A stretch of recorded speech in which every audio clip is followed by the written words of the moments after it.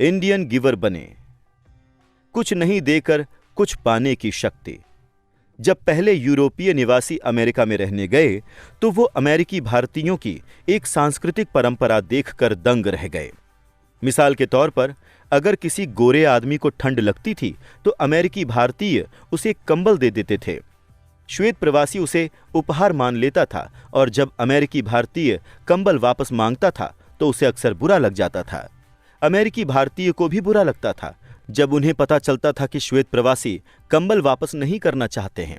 यहीं से Indian giver वाक्यांश पैदा हुआ, एक छोटी सी सांस्कृतिक गलतफहमी के कारण। संपत्ति वाले कॉलम के संसार में इंडियन गिवर बनना दौलत के लिए बहुत जरूरी है। प्रबुद्ध निवेशक का पहला सवाल यह होता है, मेरा पैसा मुझे कितनी जल्दी वापस मिल सकता है। वो ये जानना चाहते हैं कि उन्हें मुफ्त में क्या मिलेगा। इसीलिए ROI यानी निवेश पर मुनाफा इतना महत्वपूर्ण है।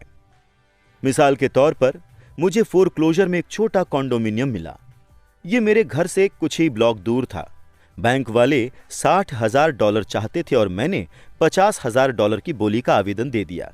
उन्होंने इसे स्वीकार कर लिया क्योंकि मेरे आवेदन के साथ $50,000 का कैशियर्स चेक भी लगा हुआ था। उन्हें एहसास हो गया कि मैं गंभीर हूं।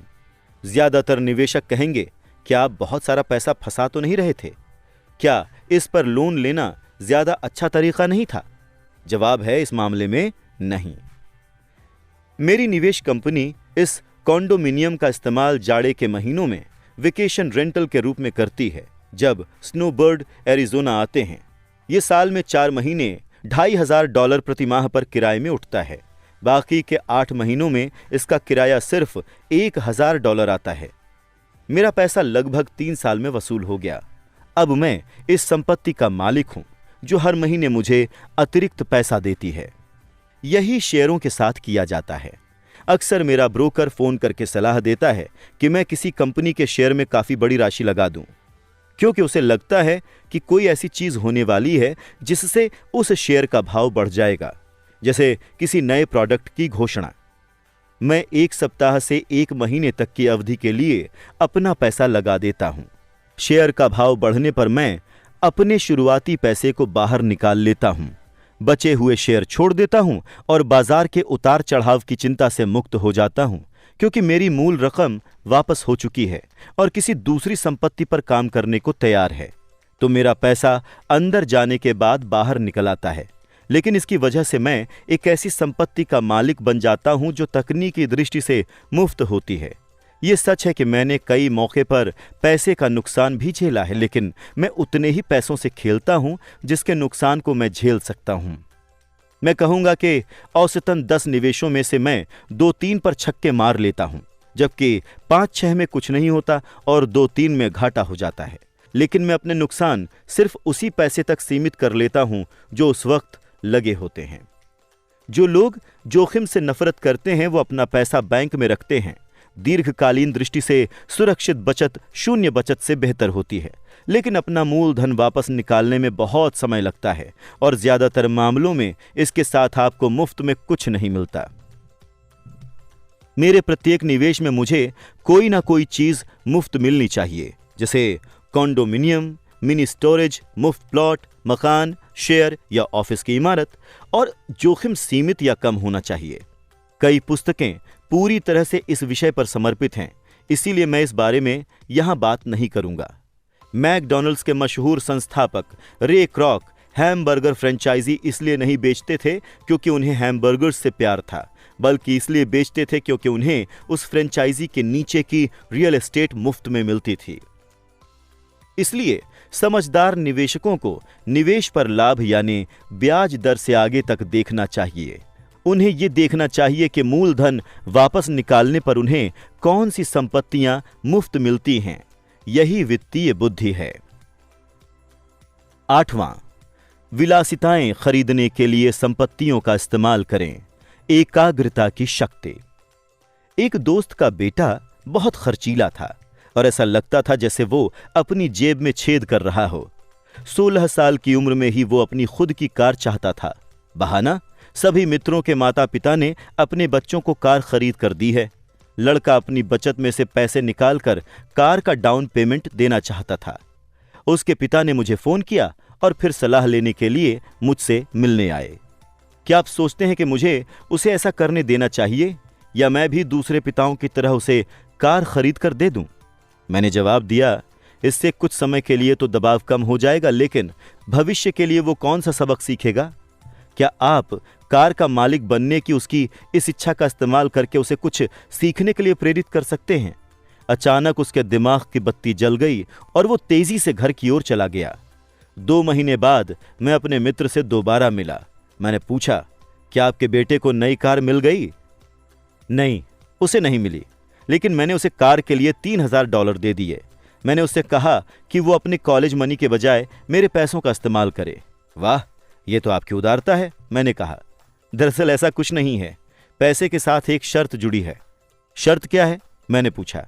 देखिए, सबसे पहले तो हमने आपका कैश फ्लो गेम खेला, फिर हमने पैसे के समझदारीपूर्ण उपयोग के बारे में लंबी बातचीत की।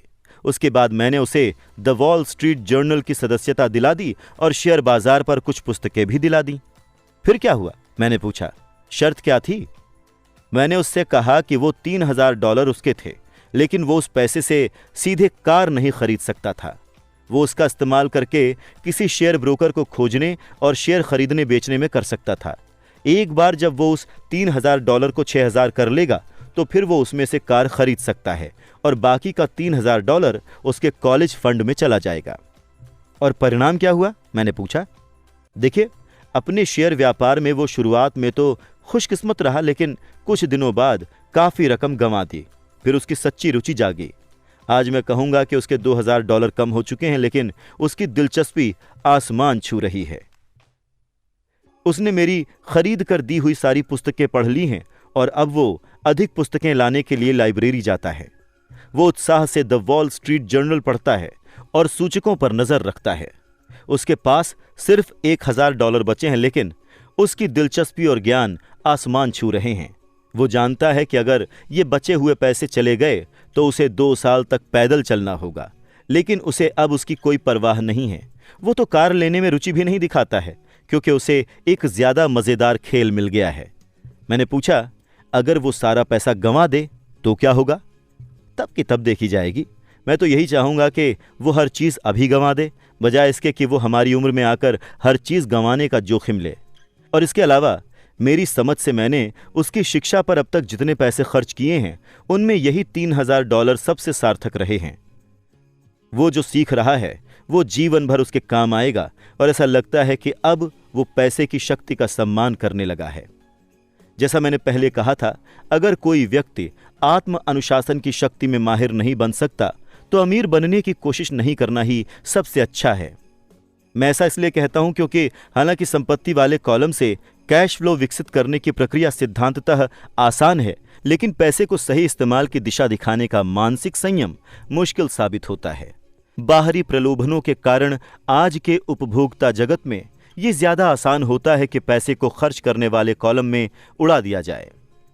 कमजोर मानसिक संयम की वजह से धन न्यूनतम प्रतिरोध के रास्तों पर बह जाता है।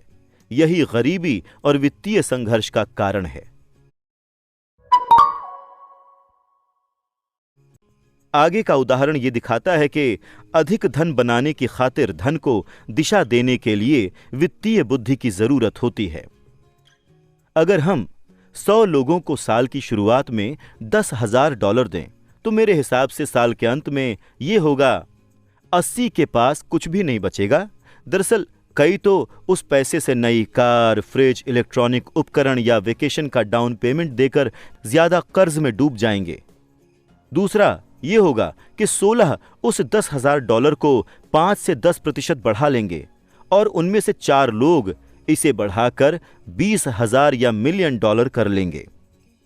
हम कोई पेशा सीखने के लिए स्कूल इसलिए जाते हैं ताकि हम पैसे के लिए काम कर सकें। मेरे विचार से पैसे से अपने लिए काम कराना सीखना भी उतना ही महत्वपूर्ण होता है। हर आदमी की तरह मैं भी विलासिता की चीजों को पसंद करता हूं। फर्क ये है कि मैं उन्हें कर्ज लेकर नहीं खरीदता।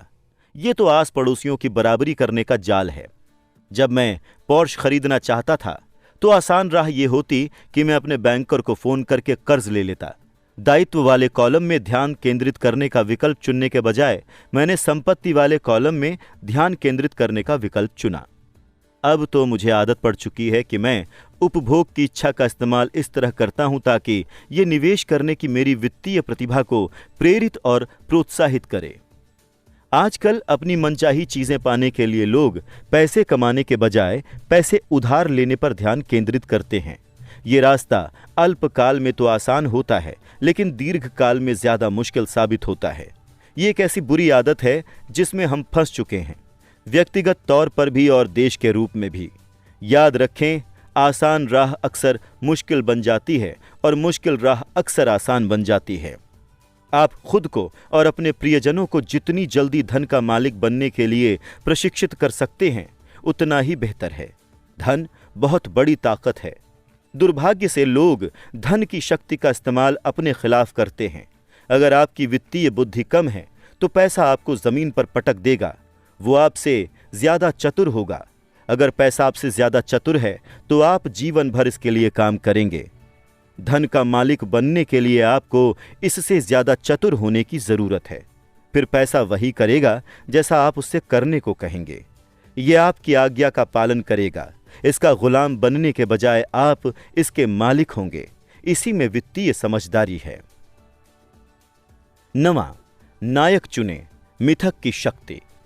बचपन में मैं विली मेज, हैंक एरन और योगी बेरा का दीवाना था। वो मेरे नायक थे और मैं उन्हीं जैसा बनना चाहता था। मैं उनके बेसबॉल कार्ड संजोकर रखता था। मैं उनके आंकड़े मुंह जबानी जानता था।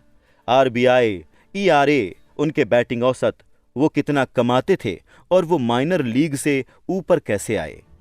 9-10 साल की उम्र में जब मैं बेसबॉल खेलने के लिए मैदान में उतरता था या फर्स्ट बेस या कैचर खेलता था तो ये मैं नहीं होता था।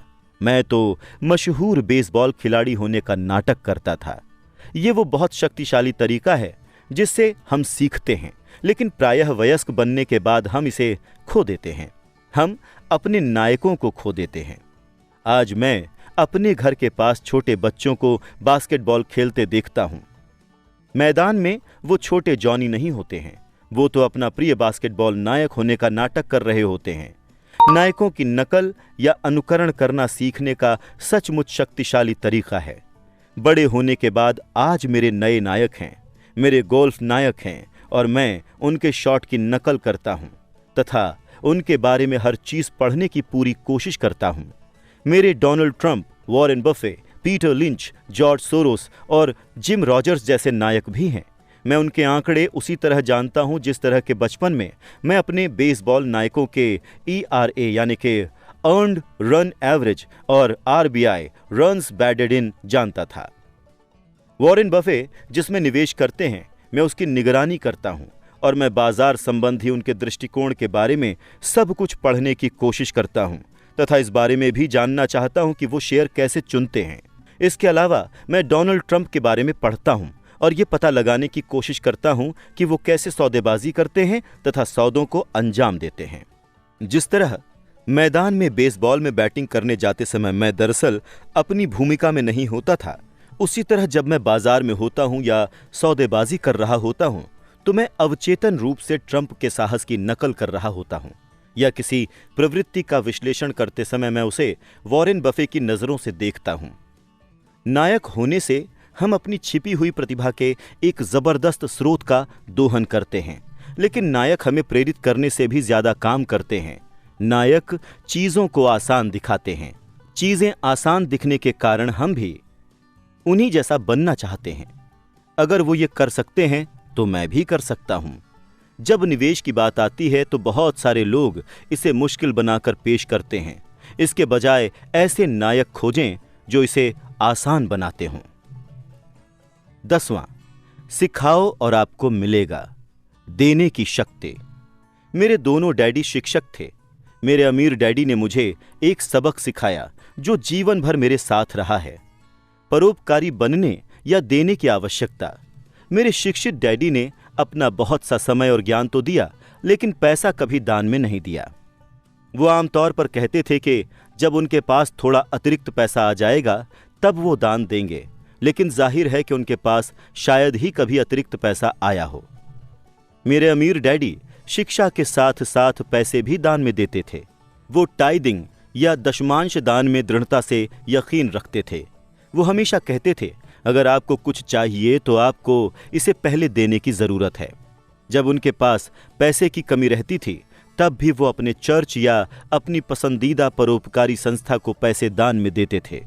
अगर मैं आपके साथ केवल एक ही विचार छोड़ सकूं, तो वो विचार यही होगा, जब भी आप किसी चीज की कमी या जरूरत को महसूस करें, तो आप अपनी मनचाही चीज पहले दे दें और इसके बाद ये ढेर सारी होकर आपके पास लौटेगी। ये पैसे, मुस्कान, प्रेम या मित्रता किसी भी चीज के बारे में सच है। मैं जानता हूं कि अक्सर इंसान इस काम को सबसे अंत में ही करना चाहेगा, लेकिन मैं ये बताना चाहूंगा कि इससे मुझे हमेशा फायदा हुआ है। मेरा विश्वास है कि आदान प्रदान का सिद्धांत सच है, इसलिए मैं वही चीज देता हूं जो मैं पाना चाहता हूं। मैं पैसे चाहता हूं, इसीलिए मैं पैसे देता हूं और ये कई गुना होकर लौटता है। मैं बिक्री चाहता हूं, इसलिए मैं कोई चीज बेचने में किसी दूसरे की मदद करता हूं और मेरी भी बिक्री बढ़ जाती है। मैं संपर्क बनाना चाहता हूं, इसलिए मैं संपर्क बनाने में किसी दूसरे की मदद करता हूं। जादू की तरह मेरे संपर्क भी बढ़ जाते हैं। मैंने बरसों पहले ये कहावत सुनी थी, ईश्वर को पाने की जरूरत नहीं है, लेकिन इंसान को देने की जरूरत है। मेरे अमीर डैडी अक्सर कहते थे, गरीब लोग अमीरों से ज्यादा लालची होते हैं। वो स्पष्ट करते थे कि अगर कोई आदमी अमीर है तो इसका मतलब है कि वो दूसरों को कोई मनचाही चीज प्रदान कर रहा था। मेरे जीवन में जब भी मैंने खुद को जरूरतमंद या पैसे की कमी या मदद की कमी महसूस करते पाया है, तो मैंने अपने दिल को टटोला कि मैं क्या करना चाहता हूं, और फिर मैंने उसे पहले देने का फैसला किया। और जब जब मैंने दिया, ये हमेशा मेरे पास लौट कर आया। इससे मुझे एक कहानी याद आती है। एक आदमी जाड़े की ठंडी रात में जलाऊ लकड़ी हाथ में लेकर बैठा था। वो अंगीठी से चिल्लाकर कह रहा था, जब तुम मुझे थोड़ी गर्मी दोगी, तब मैं तुम में लकड़ी डालूंगा। चाहे बात पैसे, प्रेम, खुशी, बिक्री या संपर्कों की हो, इंसान को बस यही याद रखने की जरूरत है कि अपनी मनचाही चीज पाने के लिए उसे पहले देना होगा।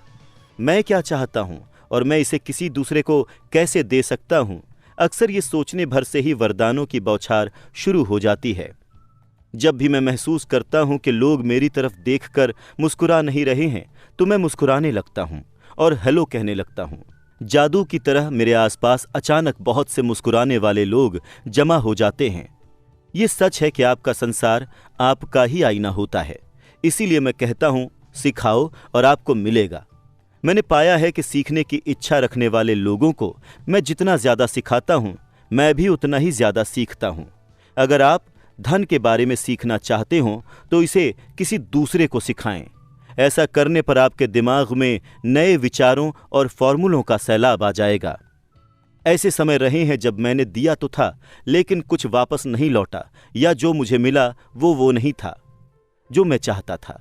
ऐसे मौकों पर गहरे निरीक्षण और आत्म अवलोकन के बाद मैंने पाया कि मैं इन प्रकरणों में देने के लिए नहीं बल्कि पाने के लिए दे रहा था। मेरे डैडी ने शिक्षकों को सिखाया, इसलिए वो बेहतरीन शिक्षक बन गए। मेरे अमीर डैडी हमेशा युवाओं को कारोबार करने का तरीका सिखाते थे।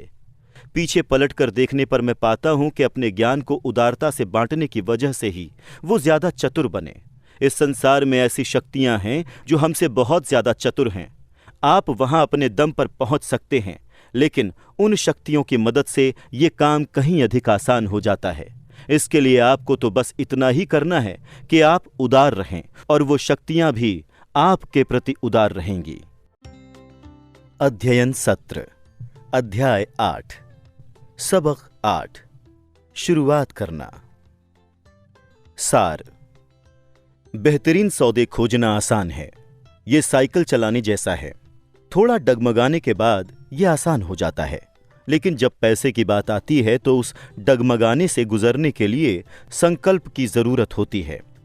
आपको इन बेहतरीन सौदों को खोजने के लिए भीतर सोई वित्तीय प्रतिभा को जगाना होगा। हमारी संस्कृति ने हमें बताया है कि पैसे का प्रेम सारी बुराई की जड़ है।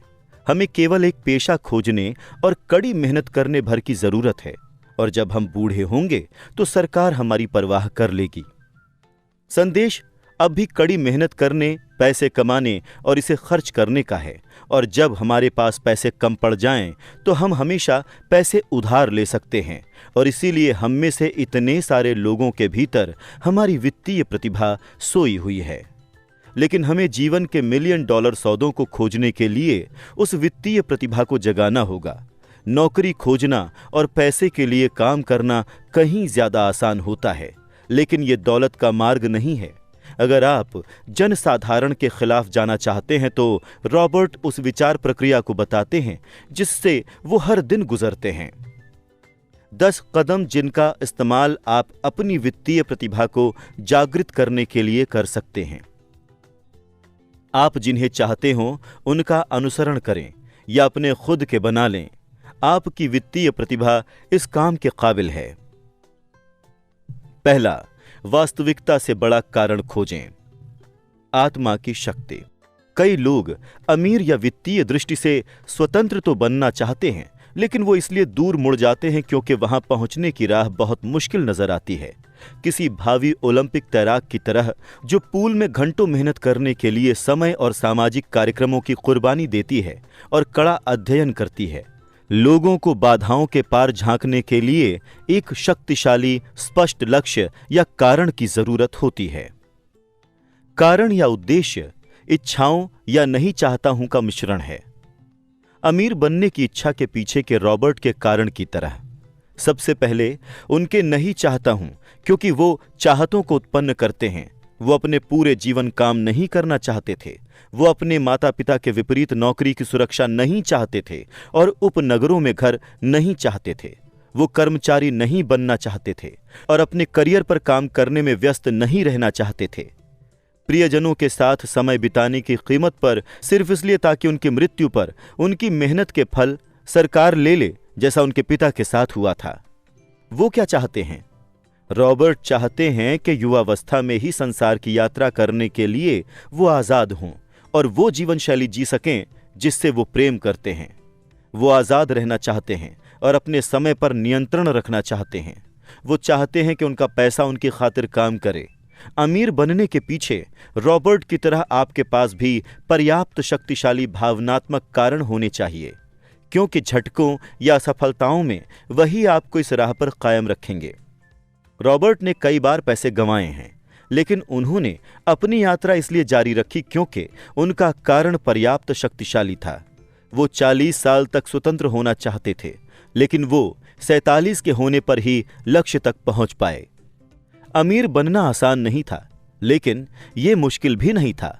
अगर रॉबर्ट के पास कोई शक्तिशाली कारण नहीं होता तो यह अविश्वसनीय रूप से मुश्किल होता। अगर आपके पास पर्याप्त शक्तिशाली कारण नहीं है तो रॉबर्ट आपसे आग्रह करते हैं कि आप आगे न सुनें, क्योंकि यह बहुत ज्यादा मेहनत भरा लगेगा। दूसरा, दैनिक विकल्प चुनें। चयन की शक्ति। आपके पास हर दिन यह विकल्प होता है कि आप अमीर बने, गरीब बने या मध्यम वर्गीय बने। आपकी खर्च करने की आदतें बताती हैं कि आप कौन हैं। गरीबों के खर्च की आदतें गरीबों जैसी ही होती हैं। बहुत समय पहले रॉबर्ट ने अमीर होने का विकल्प चुना। उनके मित्र माइक ने विरासत में संपत्तियों से भरे स्वस्थ कॉलम को पाने के बाद यह सीखने का विकल्प चुना कि इसे कायम कैसे रखा जाए, जो सामान्य स्थिति नहीं है। जब अमीर परिवार अपनी संपत्तियां अगली पीढ़ी को हस्तांतरित करते हैं। ज्यादातर लोग अमीर न बनने का विकल्प चुनते हैं। वो खुद को बताते हैं कि उनकी पैसे में कोई रुचि नहीं है, या अभी वो छोटे हैं और उन्हें इस बारे में चिंता करने की जरूरत नहीं है, या ऐसे ही असंख्य कारण। लेकिन ये बहाने उनका समय छीन लेते हैं, उनकी सबसे मूल्यवान संपत्ति, और सीखने से भी वंचित कर देते हैं। हम सब के पास हर दिन ये विकल्प होता है कि हम अपने समय और पैसे के साथ क्या करते हैं और अपने दिमाग में क्या भरते हैं। रॉबर्ट अमीर बनने का विकल्प चुनते हैं और ये वो हर दिन चुनते हैं।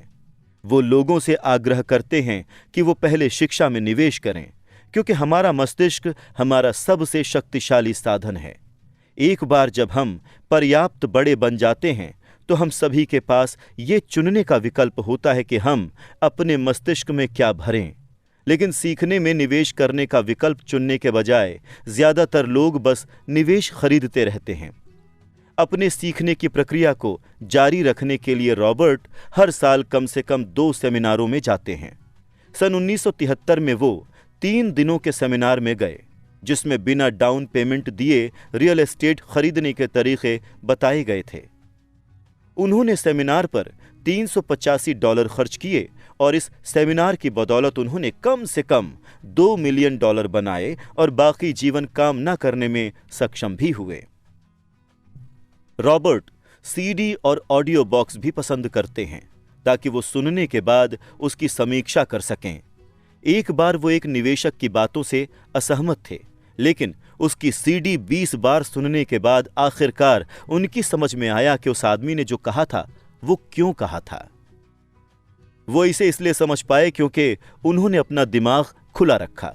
हालांकि वो मूलतः उस निवेशक से असहमत थे, अब उनके पास समस्याओं का विश्लेषण करने के 2 तरीके हैं जो अनमोल हैं।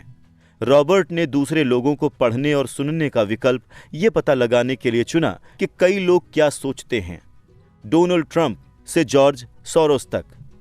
इस तरह वो उनकी मानसिक शक्ति से लाभान्वित हो सकते हैं। जब आप कोई नई चीज सीखते हैं तो आपको इसे पूरी तरह से समझने के लिए अक्सर गलतियां करनी होंगी। अहंकारी या आलोचनात्मक लोग जोखिम लेने से डरते हैं, इसलिए वो अक्सर विशेषज्ञों की बातें नहीं सुनते हैं। ये बुद्धि का प्रश्न नहीं है। बुद्धिमान व्यक्ति भी अज्ञानी हो सकते हैं अगर उनकी चतुराई में अहंकार की बूंद मिल जाए। दूसरी ओर सचमुच बुद्धिमान व्यक्ति नए विचारों का स्वागत करता है। पहले से संचित विचारों के साथ मिलकर नए विचार किसी बेहतरीन चीज में बदल सकते हैं। सुनें, सीखें, दौलत के बारे में दीर्घकालीन दृष्टिकोण रखें। फटाफट अमीर बनने की मानसिकता ना रखें। शेयरों या रियल एस्टेट में निवेश करने से पहले अपनी सबसे बड़ी संपत्ति अपने मस्तिष्क में निवेश करें। तीसरा, मित्र सावधानी से चुनें। संपर्क की शक्ति। रॉबर्ट अपने सभी मित्रों से सीखते हैं, उनसे भी जिनके पास पैसे हैं, उनके ज्ञान की तलाश में, और उनसे भी जो वित्तीय दृष्टि से संघर्ष करते हैं। बाद वाला समूह उन्हें सिखाता है कि क्या नहीं करना है। वो कहते हैं कि उनके कई मित्रों ने, जिन्होंने $1 अरब से ज्यादा उत्पन्न किए हैं, एक ही बात बताई है। उनके गरीब मित्र उनसे कभी ये नहीं पूछते हैं कि उन्होंने ये कैसे किया, वो बस नौकरी या कर्ज या दोनों मांगते हैं। रॉबर्ट हमें चेतावनी देते हैं कि हम गरीब या डरे हुए लोगों की बातें ना सुनें। जब निवेश की बात आती है तो उनके लिए आसमान हमेशा गिर रहा होता है। वो हमेशा आपको बता सकते हैं कि कोई चीज क्यों काम नहीं करेगी। विशेषज्ञों के किसी भी समूह में एक न एक होता है जो कहता है कि बाजार लुढ़कने वाला है, और दूसरा होगा जो कहता है कि बाजार चढ़ने वाला है। दोनों की सुने, क्योंकि दोनों के पास वैद्य बिंदु हैं। अपने प्रति सच्चे रहें और भीड़ के पीछे न जाएं। ये दौलत बनाने के सबसे मुश्किल हिस्सों में से एक हो सकता है। भीड़ आमतौर पर किसी बेहतरीन सौदे के लिए बहुत देर बाद पहुंचती है। इसके बजाय किसी नए सौदे की तलाश करें जो डरावना दिख सकता है। बाजार की टाइमिंग करने की कोशिश ना करें। अगली लहर के लिए सही स्थिति में पहुंचें। समझदार निवेशक किसी निवेश को तब खरीदते हैं जब ये लोकप्रिय नहीं होता। वो जानते हैं कि मुनाफा बेचते समय नहीं बल्कि खरीदते समय तय होता है। ये सब इनसाइडर ट्रेडिंग इसके वैधानिक रूपों के बारे में है। अंदर के करीब रहना, अमीर मित्र होना जिनके पास इस बारे में जानकारी होती है कि पैसा कहां बनाया जा रहा है। आप अगले उछाल के बारे में सुनना चाहते हैं, अंदर घुसना चाहते हैं और बाजार के लुढ़कने से पहले बाहर निकलना चाहते हैं। मित्र इसी के लिए होते हैं और यही वित्तीय बुद्धि है। चौथा, किसी फॉर्मूले में माहिर बने और फिर एक नया फॉर्मूला सीखें। जल्दी सीखने की शक्ति। सावधान रहें कि आप क्या सीखते हैं, क्योंकि आप वही बन जाते हैं जो आप अपने दिमाग में रखते हैं। जनसाधारण के पास एक बुनियादी फॉर्मूला होता है। नौकरी पर जाओ, पैसे कमाओ, बिलों का भुगतान करो, चेकबुक भरो। कुछ म्यूचुअल फंड्स खरीदो और फिर से नौकरी पर जाओ। अगर आप पर्याप्त नहीं बना रहे हैं तो आपको फॉर्मूला बदलने की जरूरत है। बरसों पहले रॉबर्ट एक वीकेंड क्लास में गए, रियल एस्टेट फोरक्लोजर्स कैसे खरीदें। उन्होंने एक फॉर्मूला सीखा और इस पर काम किया, जिस प्रक्रिया में उन्होंने कई मिलियन डॉलर कमाए। फिर वो नए फॉर्मूलों की तलाश में गए। उन्होंने हमेशा नई जानकारी का सीधे उपयोग नहीं किया, लेकिन वो हमेशा सीखते रहे। कई कॉलेजों में वित्तीय नियोजन और पारंपरिक निवेश खरीदने पर कक्षाएं होती हैं। ये शुरुआत करने के लिए अच्छी जगह है, लेकिन रॉबर्ट हमेशा ज्यादा तेज फॉर्मूले की तलाश में रहते हैं। वो कहते हैं कि इसीलिए वो एक दिन में उससे ज्यादा पैसे कमा सकते हैं जितने कई लोग अपने पूरे जीवन में नहीं कमा पाएंगे। और ये ज्यादा तेज फॉर्मूलों के बारे में ही नहीं है, बल्कि ज्यादा तेजी से नए फॉर्मूले सीखने के बारे में भी है। 5वां, खुद को सबसे पहले पैसे दें। आत्म अनुशासन की शक्ति। सभी कदमों में आत्म अनुशासन में माहिर बनना सबसे मुश्किल हो सकता है अगर ये आपकी संरचना का हिस्सा नहीं है। लेकिन व्यक्तिगत आत्म अनुशासन अमीरों, गरीबों और मध्यम वर्गीय लोगों को अलग करने वाला सबसे बड़ा घटक है। संसार आपको चारों ओर छकाता है और आप पर दबाव डालता है, और अगर आप में वित्तीय दबाव झेलने लायक सहनशीलता नहीं है तो आप कभी अमीर नहीं बन पाएंगे। रॉबर्ट अपनी उद्यमिता कक्षाओं में विद्यार्थियों को सिखाते हैं कि किसी व्यवसाय को शुरू करने